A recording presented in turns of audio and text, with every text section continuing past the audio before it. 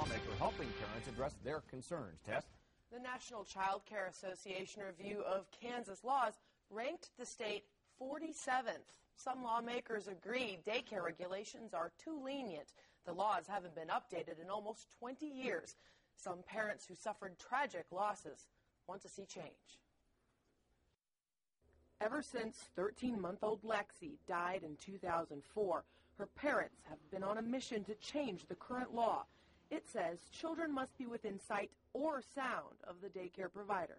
Certainly that guideline failed us and our daughter, and it's failing other children as well. Lexi's law would require supervision within sight and sound.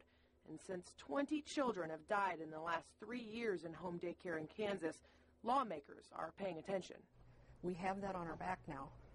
State Senator Julia Lynn is head of the Children's Issues Committee and supports Lexi's law.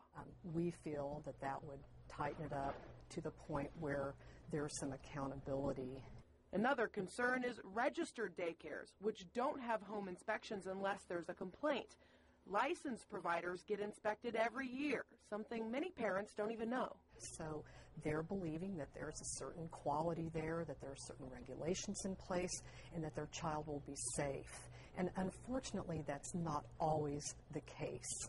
In the case of Jeanette Lawrence, charged yesterday with the death of 18-month-old Ava Patrick in an Olathe daycare, state records show Lawrence had a history of violating state regulations and numerous complaints about children injured. Her license was revoked twice in the 90s, but at the time of Ava's death, Lawrence was registered but not licensed by the state of Kansas.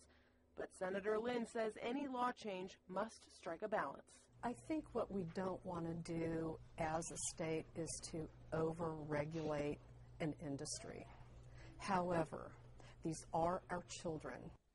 Senator Lynn also supports more training for all daycare providers, saying she would like it to be considered a profession, not just a job.